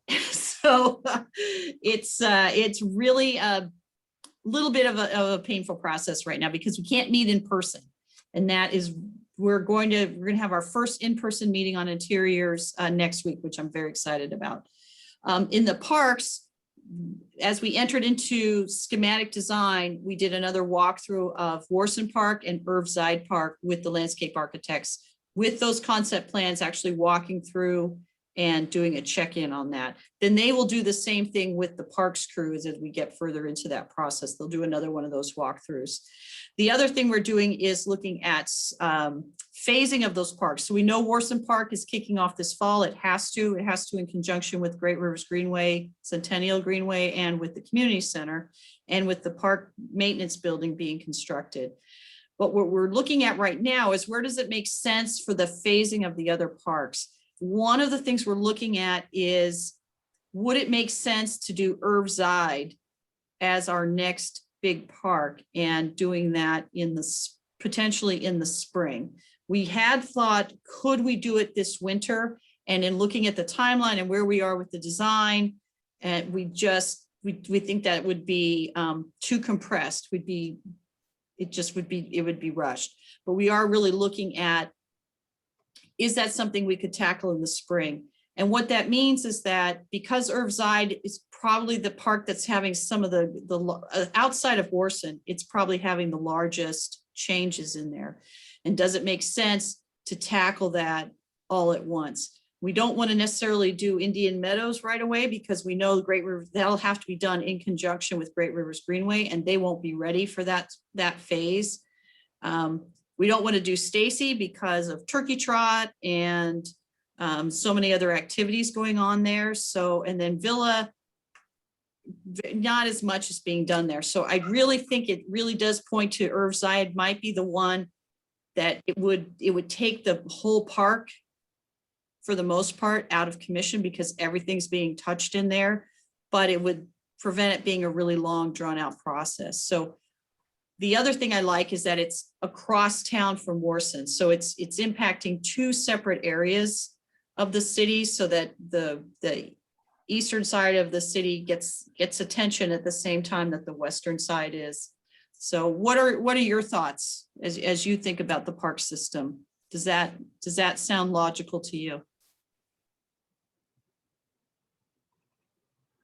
So is the concept to, on the smaller parks, close them down while we do the Irvside, work? Irvside probably, yeah. Indian Meadows probably not, because it's such a long linear park and it has so many opportunities to come in and out. It probably will not need to have a full shutdown, but Irvside, probably yes. Stacy Park, no. Stacy Park, I envision, will stay open. There'll be zones, areas that are closed down, because it is such a big park, and the same with Warson. They're starting, thankfully, camps end the last week of July, and they're not starting till the first week of August, but we will be moving shipping containers into the parking lot at the community center in July, because the park gear has to come out of the park house and go into those shipping containers. So we are doing a little bit of a juggling match there. And then the minute that camps are done, that following week, they're going to come in and work on the water line right in the front of the community center. So we said they absolutely can't do that till camps are done, because that is the drop off for the parents coming in. That's the bus circle there. So, and that's a quick job. It'd probably be only a week, but it will impact St. Elizabeth a little bit. So we really want to make sure that we're caring for our current tenants and clients at the same time as getting that job done as quickly as possible. Yeah, and Beth, I can think of another reason that's a pretty good plan. As we look at, tree planting on our own, it makes a lot more sense to get that done, because if we're spreading it out over time, then we got machinery running over roots of new trees, and we're kind of like stepping on our own toes. So Yes. I think that is another reason, but I think that's a great way to go about it personally. Yeah. Okay, good. Well, thank you. I appreciate that. But if you have thoughts later, keep them, let me know. If you a couple days go by and you think, oh my gosh, X, Y, and Z needs to happen this month, let me know. Because we're definitely going to try and do Turkey Trot in person this year. That's what the committee that's planning it, that is what they're moving towards. With virtual elements for people that still don't feel comfortable. But so having Stacy torn up, not a good plan in November. Okay, that's. Any other questions of Bev? Well, we've been talking a lot about goals, city council goals and park goals and so forth. And I know that we have a work plan. And so what I thought we would do is run through work plan and just see if there's been anything going on. I know people have got a lot going on, so we just need to kind of figure out where we're at. So we'll go with the first one on sports and recreation programs and so forth. Carla, have you or Rob been able to meet at this point? No, I haven't. I know I missed last month's meeting, so I apologize. I'll connect with Rob this next month. And Bev, we should connect with You could start with me and then probably bring Dawn into the process. Okay. Yeah. Yeah, perfect. All Okay. right. Thank you. And then I think on the second goal, I think we have just talked about this. And that's pretty much something that we do kind of as a whole group. But I really appreciate people that have been at the various meetings, because I know some of the meetings in January and February were attended by some of you, and we'll continue to move along as the capital budget begins to form for the next fiscal year. We'll get some input into that as well. On number 3, increasing community engagement and in the parks, I know Keisha and I met once on this, and it's one of these things where you kind of figure out, well, where do we start on something like this? I mean, we've got Weed Warriors and we've got Olivet and Bloom and so forth, but there's a lot of activities. You know, it becomes a fairly large thing. I mean, I know that we also get with we get the Eagle Scout projects, and so but at this point, what I think that we talked about, and Keisha in or in, I don't want to dominate this one, but just trying to work with the data of what we have and begin to develop some practices so that when people want to come help us, and that's part of community engagement. The other part of community engagement, of course, is getting them to support the parks. But when people want to come, that we've got a menu of things that they can do, both in a group activity or in an individual, at a scheduled time or on their own. And so I think what we want to do with that is get with staff and just figure out kind of what they are, and then begin to develop some activities. And one. Yeah, I think that's one of the things, and we kind of talked about some of those things tonight as examples, like when you were talking about how you needed volunteers to help with setting up, say for instance, with the concert. If no one knows that you need volunteer help with that, or your staff, doesn't reach out, that would be an opportunity for people in the community to help volunteer, but they need to know that that's an opportunity. So kind of creating a menu of opportunities to pick from to volunteer. Yeah, and one of the things in terms of these opportunities, I've got a link there to the Raleigh, North Carolina parks. I just kind of did a Google search, and it's amazing what you can do with Google searches, because you find out what other places are doing. But one of the things about that is if you look, let's see, which one is it? If you jump to, why don't you just go to greater commitment opportunity up there on the first line. And then just,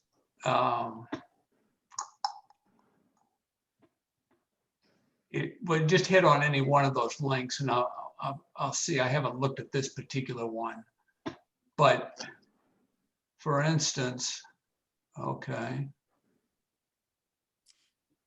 So they are using an outside firm or outside vendor here, Service Tech, to manage their volunteer back end. So it gives you this information so you can see apply to this part. So this is a volunteer management software that they're using here. Yeah, so essentially what it is, it provides a single stop. I don't know, I mean, we can look at software, but that's really the small part of this at this point. Mhm. It's more to look at, if you can go back to one of the things that they have is, as far as what people are doing, go back one more. I'm sorry, let's see, go to the invasive species program. And learn more about that. Let's see if that's the one. Anyway, what they're really looking at is their descriptions have, let's see, is it here?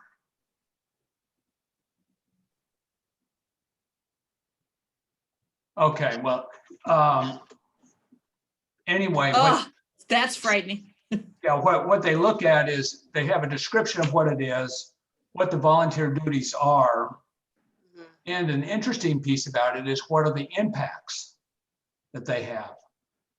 Also a section on work environment, what do they have so people can choose if they want to get into the woods, they can do that, or if they want to plant annuals, we've got that kind of thing. And then what the requirements are. Can kids do this? Can adults? What kinds of things? So it's kind of an overall viewpoint to right here. So it's that kind of thing. And then also with that, if you go down to the bottom, it's like the other one where you can sign up. So I don't know about the finances of that, but that is one of the things that we're looking at. So Keisha and I were looking at it just to try to figure out, here's where we need to start.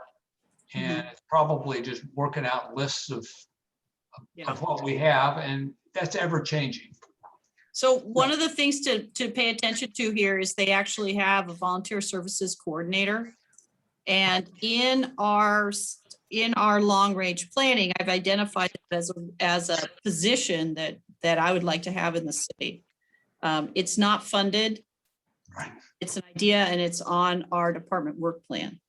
Okay, so you're sneaking that one in. Okay. So the city manager is aware of the fact that I really feel that this would be a huge benefit to the city because it's not just Parks and Rec volunteers, but it's also commission volunteers. It's also a lot of cities have volunteers in their fire department, in their public works department, in their finance department. And it really becomes a powerhouse of additional resources for the city. So many cities I've worked for in the past have had a volunteer coordinator, and it's often a key function of Parks and Recreation to have that position in their department. So sometimes it's funded through the city manager's office as well as the Parks and Rec department. So oftentimes it's a split funding. So I have that as a goal. I really would like us to do that eventually, because you can imagine that coordinating all of this is quite labor intensive. Yeah, but I think one of the things that we can do is become a model. Absolutely. And then it's scalable. It's small like, and it's scalable. It's like doing anything else with this, that you start small, because if you try to start big, you'll never get off the ground. Correct. So Absolutely.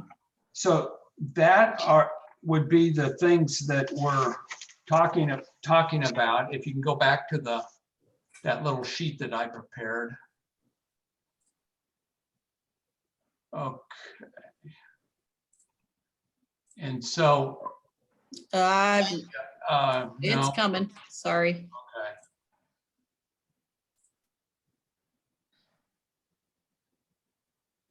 okay. Go. Anyway, and then just kind of going through, you know, what our principles are and some of that. So we'll come back and work on it later, but this might also be a model that folks could follow and keep it small, because there's a lot of time out there, and this is a multi-year thing. I mean, I hadn't even thought about the whole city volunteering kind of thing, so. Yeah, and I think another thing, no, I was just gonna add another thing that we did talk about was for volunteers to be able to plug into some of the existing volunteer opportunities, and really, expanding what that looks like. So, how, as some of the organizations are aging, how do you get younger people energized into Olivet and Bloom, and into the Weed Warriors? How do we continue to make sure that those volunteer opportunities that have been so vital to the city can continue, and be sustainable by injecting some younger blood into them, and also training the younger people, like I would like to help with Olivet and Bloom, but I don't know how to, where do I plug in? So, just making those opportunities available for other people in the city that may just need to know how to plug in. Yeah, absolutely. And that's something Olivet and Bloom's been grappling with for several years. They are very concerned about the aging, the graying of their volunteer group. And they've tried numerous recruitments, and they've not really seen a return on their investment there. So they would love assistance on that. So that's kind of the direction that we're headed at this point. If anybody else wants to join, let us know, and we can move from there. The next goal was. I had a question. Yes, Have ma'am. we ever thought about having a volunteer fair? Where like you would set up when we have something going on with the community center, or at the city hall, like in that conference room, where if people were coming up for some kind of refreshment or something, but that we just had, like when we had an open house and people could sign up to be. Yeah, we did that a little bit at the Turkey Trot, what do you call it, Expo. There were volunteer groups there asking people. At some of our special events, we've had volunteer booths out there as well. But it's always good to keep trying it. I do think that there's always room for us to figure out a better way to do it. I mean, we have to. So. Yeah, and I Just think, food for thought. oh yeah, no, I think that's a great idea. In this day and age, though, people tend to click links, and but sometimes what you have to do is have those fairs to get people to know what the links are. So yeah, and it may also be helpful to maybe in the upcoming newsletter that you mail out to just put like, opportunities to volunteer, or, are you interested in being a volunteer? Maybe just a small box, something that comes to every resident's home would also be another opportunity to solicit volunteers. Yep, we put Olivet and Bloom in each newsletter, as well as Weed Warriors. So we do get some hits from that. Yeah, it's a great suggestion. Yeah, but I mean, I'm thinking of other opportunities, because you may get somebody that wants to volunteer to be your volunteer coordinator. You know what I'm saying? It's on a part-time basis. You never know. We have a lot of people who just have free time on their hands. But I think we have to kind of create the catalog and let people pick how they plug in, because it may not be that's what we talked about too. I may not be the outside person that wants to dig in the dirt or cut down weeds, but I would like to help out at the community center, or I may want to do something else that's more administrative to help the city. But if there's no resource for me, then there's nothing for me to do. Yeah, that's a great suggestion, because we know coming into our new community center that we're going to have a lot of need for volunteers in the new center. So in my last center in Los Altos, we had volunteers that ran our senior front desk. We had volunteers that did our senior luncheons. Our volunteers ran our senior trips. We had volunteers that washed our cars. We had volunteers that covered the lunchtime shift for the front desk. So even at City Hall, when City Hall staff front counter went to lunch, there was a volunteer that came in every day and covered the phones at City Hall because they always had a live person answering the phone. So there are remarkable opportunities, and so building that framework now before we open the new center is perfect timing. And absolutely having a place for people to come in and see what's available so that they can see what piques their interest. Like, so I'm very excited about this. I think this is great. Beverly, about 3 years ago, we compiled a list of people that wanted to volunteer, and there was something on the website to sign up. Whatever happened to that? We still have that. We still have that. And that's how we got the volunteer that's helping Brian with the tree inventory. She filled out the application and we interviewed her and we brought her in. It's when you go to the Parks and Rec department, oh, sorry, wrong website. So when you go to all of it Parks and Rec, we have volunteering on here. We need to elevate it. It's not one of these circles. We have it over here under people. So when you come in over here, we have the volunteer application, and on the application, it shows all the jobs that are available, but it's not robust. So we should have like a click to the jobs so you can actually see them. And we don't have job descriptions up here. So when you fill out your application of what you'd like to do and your availability, then you can, these are all the things that we've used with for volunteers over the last couple of years. Obviously, we're not doing ladies' tea and all the rest of it, but we absolutely have this, but it needs to be more robust. These need to be out on that main page. You need to be able to see the job description. So we need someone to kind of take that in hand and get all that written and done.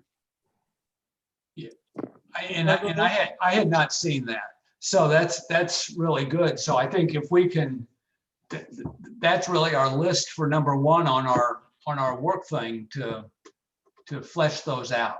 So anyway, Can I add one more question? Have we reached out to any of those people to see if they're still interested? Yes, we have. We do. Yeah, we have a list, but whatever reason, but we have a lot more volunteers now than we ever had. I mean, there were 20 volunteers at the last Weed Warriors, which that's a new record. So, and I think also if we work back, we're kind of doing this backwards right now. You apply for it and then you do it rather than being able to see and choose what you want and get enthusiastic about it. Right. So. Right. So that's the beauty of that, that volunteer management system, because they have the template in there and you can go in and do that. We can build our own template and we can just have a list here that people click on to see them. It'd be a little bit more, rickety, but we can do that. Does Civic Plus have anything?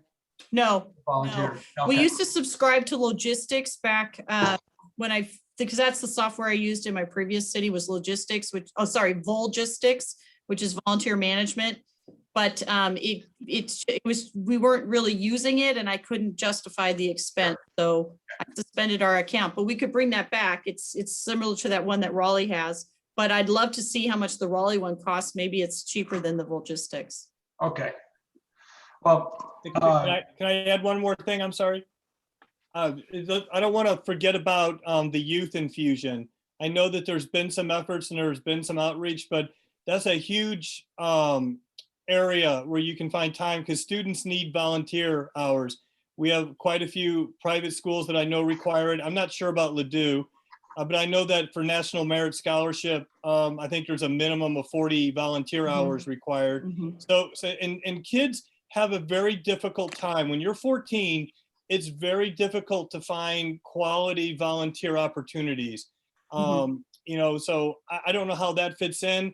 I loved it when the high school group came over and helped do some weed worrying. But I know that outreach to that segment might help with the youth infusion. So just something not to forget about when we're talking about. Right. And so that means might be having to advertise in the schools or reach out to the school counselors, the high school counselors, to get that information in their hands. So as they're advising students on how to go about getting these hours, they will consider us, or they'll consider their own home. I mean, they don't always do that. They think, you know, kids think they got to go to hospitals and they have to go to dog shelters, and that's are like the two main places that they'll go to volunteer a lot of times. They don't often think about their hometown park or their city even. Right. And Keisha and I talked about that in terms of how to plug into the schools. We were thinking of even going higher than the counselors. We simply go to the principals and see what we can, where we can plug in. Great. That's a great idea. Okay, let's see. The next one is the long-range fiscal planning. Mary Kay or Keisha, have you been able to get together on that one?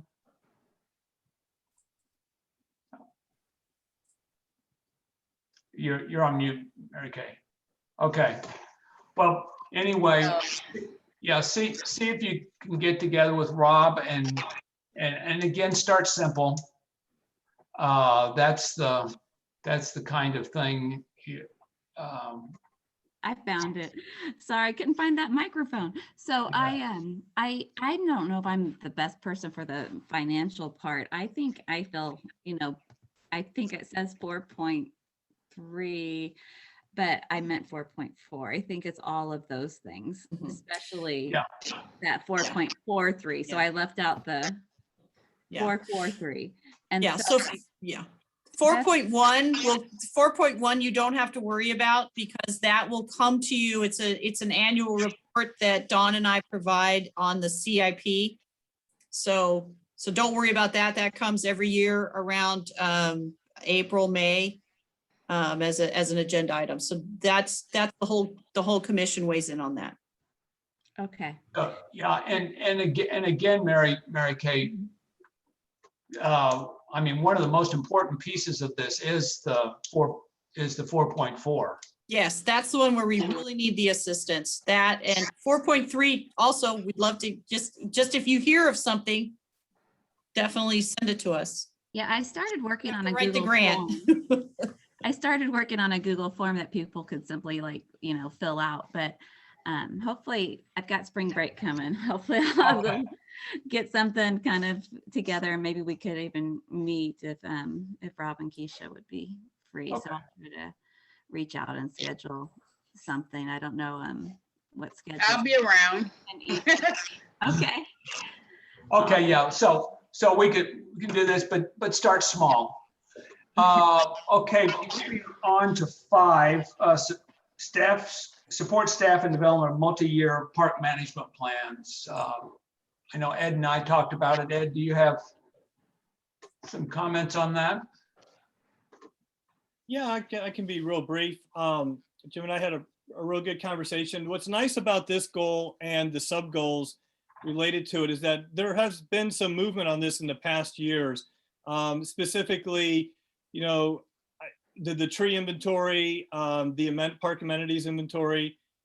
You know, this one, Jim, I'm going to paraphrase you poorly here, but you know, it's all about, you can't manage assets until you really know what you have. If you're always thinking that you have, but you don't have data to back it up, you know, that's where inefficiencies can creep in and wasted, you know, manpower, or I'm sorry, work power, whatever. And so we were thinking about the importance of really making those inventories really, well, what's the word? Well, a living document. I mean, Brian mentioned that with the tree inventory, that it's something that needs to be looked at on an annual basis. We started talking about, you know, another volunteer opportunity would be to train people on how to go about and assess trees or park amenities and do it more frequently, whether it happens once a year, twice a year, so that when Beverly, when it comes time for her to make some big decisions about, where we're spending our money, we'll have data to look at. We can really know where our needs are, or where the areas that have been neglected or need to be improved. So I think really the big takeaway that we got from our meeting was to find ways to help support that ongoing process, whether it's through volunteering or giving insight or, talking about how, we think that might work. But really to support the staff and the work that they've been doing, and to make it more accessible, even whether it's, for volunteers, whether we web base it to the point where people can go in after they've been trained, of course, and input some of this information. I appreciate Brian's enthusiasm, but I gotta say, having gone through this partially and knowing his job, I think September is a bit ambitious for the kind of things he wants to add to the tree inventory. So if this can be something that, we can get some volunteers to help with, I think that's, ideally way to go. And then the last thing I'll say, to Jim's point, starting small. We want to use this maybe then as a template for applying to the park amenities. And then I also noticed too, the previous goal with the memorial inventory as well, because there's a lot of crossover with a lot of these, because memorials are trees and they're park amenities and they're all kinds of things, right? So really, I think the tree one is the furthest along. And if we can really, nail that down and get something going with that, it might be easily applied to other areas that we can see in the coming years. I don't know if I covered it all, Jim, or is there any major point I missed? I think that pretty much covers what we're doing. Okay, And great. And in the interest of time and Zoom fatigue, I'll just move along. I think the last goal that we have at this point is kind of what we've been doing for its commissioner development. That's what we're doing. Yes. And if you have time or have an interest, the websites for both the Missouri Parks and Recreation and the National Parks and Recreation are available to people. The national one, I think from a financial standpoint, we're not all members of. But We're you can- not. but- I have but we I can- have a member, yeah, I have a membership for the national, so I can get anything behind a paywall. So as you explore through the national, if there's something you want, let me know and I can get you access to it. We do get this magazine, but you can also read this online. It's not behind a paywall, but they do have a lot of resources, a lot of trainings. This year, we had funding for me to go to the director school and for Dawn to go to one of the management schools, but unfortunately they were canceled and they did not have a virtual option for that. But we will, we'll continue to do that. MPRA, you're all members of this. You all should be receiving the emails for this. Some of you get the mailings. If you're not, let me know because we can get you your access and get you to log in because you are all members of this. And then the other thing is I retain my membership in California Parks and Recreation Society. So that's another robust website. So if there's things you want there behind a paywall, I can also get you that one.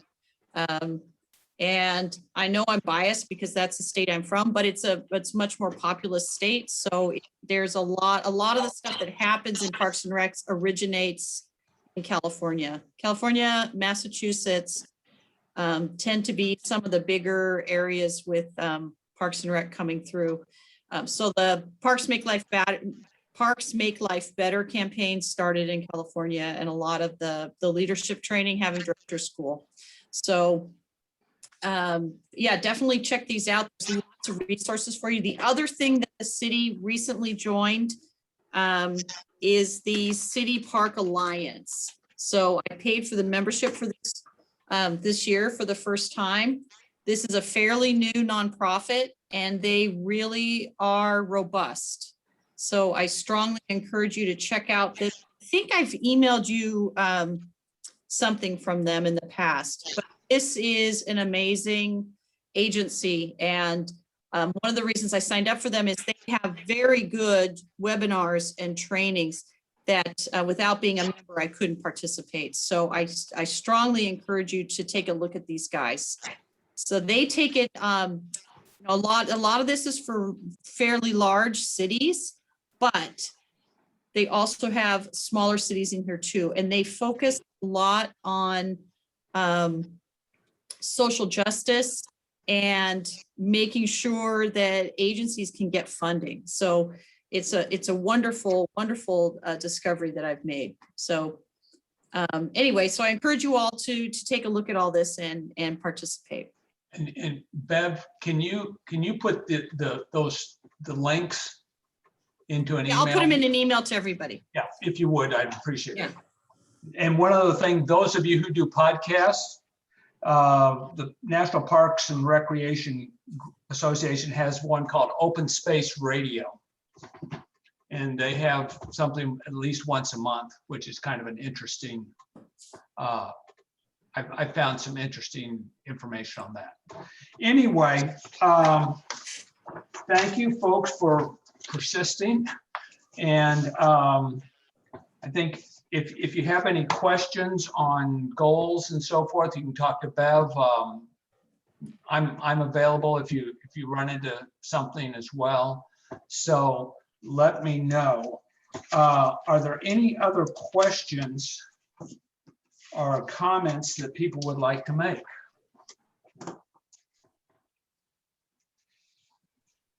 Hearing none, I'll entertain a motion to adjourn. And see everybody Saturday at Weed Warriors, first day of spring. Yeah, Weed Warriors rescheduled from last week. The weather is going to be in the 60s and there's a 3% chance of rain. It's gonna So, be gorgeous. So get outside, get some vitamin D. and we're at Stacy, correct? Correct, correct. Okay. Thank you. Good Thank night. you. Okay. Oh, Oh, do Thank we, you, everybody. need an adjournment? we need a motion to adjourn. I motion to adjourn. Second. Sorry, I said good night before the adjournment. Second. Everyone in favor, press leave meeting. Hey, who seconded? Wait, who I did. seconded? Okay. That was Carla? Yeah. Yeah, Carla. Okay, thank you. It's by acclamation. Okay. Take care. Good night. Bye, Thank you. everybody. Bye. Thank you.